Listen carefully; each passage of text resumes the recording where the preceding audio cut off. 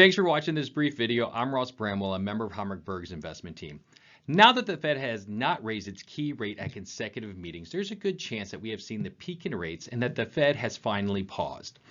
But Fed Chair Jerome Powell has stated many times that the Fed is data dependent and that it will decide at each meeting whether additional tightening is needed to slow down the economy and its battle against inflation. Let's briefly discuss one of the key indicators that we believe the Fed is monitoring to make that decision. First, let's just quickly review where we are in the battle against inflation. Inflation peaked in June of 2022 at 9.1%. The most recent report in October had inflation at just 3.2%. As shown here, we have seen quite a drop, but it is still much higher than the Fed's 2% target, which Jay Powell has stated the 2% target has not changed. And core CPI, which is made up the stickier parts of inflation, is still elevated at around 4% annualized. So, although we are trending in the right direction, the Fed is not ready to claim victory, and in fact has stated it is prepared to do more if deemed necessary to restrict further economic growth to bring inflation down to its 2% target. For the last 2 years, Fed Chairman Jay Powell has often talked about the significance of the job market and its important relationship to inflation. Our economy has transitioned to be a predominantly service-oriented economy. One of the largest inputs to cost in a service economy is wages.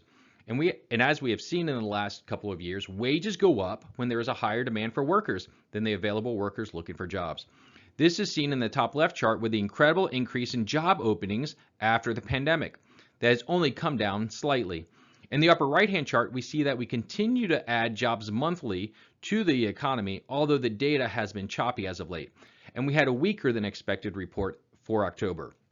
When we look at the bottom charts of initial and continued unemployment claims, we can see that the job market has remained relatively strong.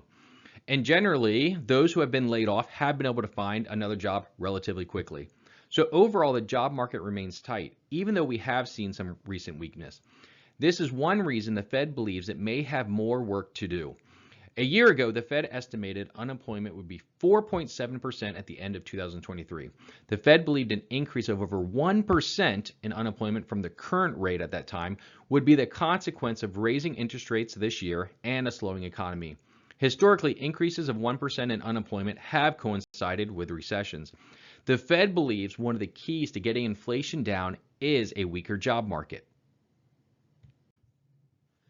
But the much anticipated recession of 2023 never happened.